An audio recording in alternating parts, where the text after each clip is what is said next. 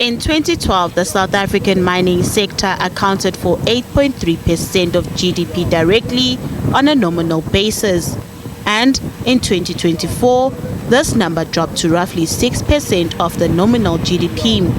This shows how the industry is grappling with rising costs and tightening margins. According to PwC, the mining industry has been weathering some storms over the years and continues on this terrain.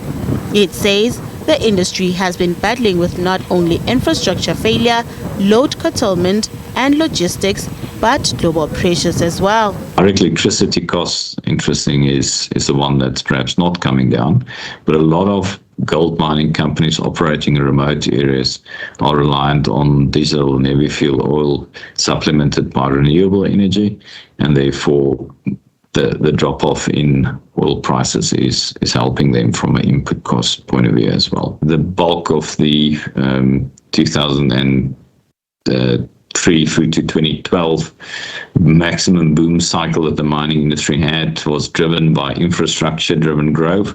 So therefore the big demand for iron ore, copper, and the associated metals that's needed for infrastructure growth.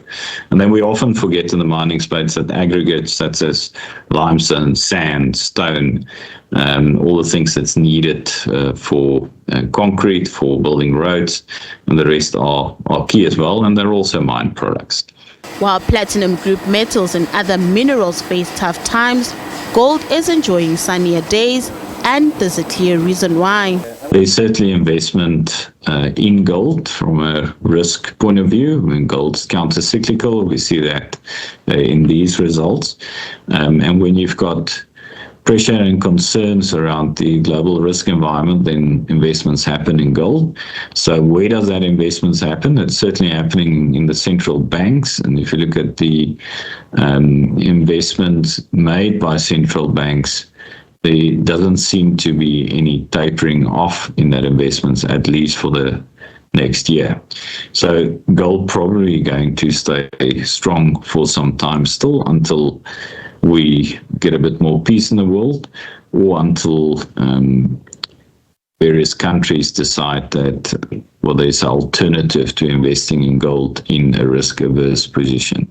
PwC says climate change has an impact on the mining sector, therefore seeing the industry face location-specific challenges. Well, it's just location-specific challenges can really impact the supply of a metal. And that can be in the form of natural disasters. It can be in the form of wars that we've unfortunately seen way too many of lately. But also social unrest or political and regulatory changes can really impact this supply. And the infrastructure failures, perhaps in our South African context, the impact that has on global supply. PwC adds that while the world undergoes rapid urbanization and transition to new energy sources, the demand for mined resources continues to grow. These global forces are reshaping industries, making mining central to how people move, build, feed, care, and power society. Nothando Makutulela, SABC News, Johannesburg.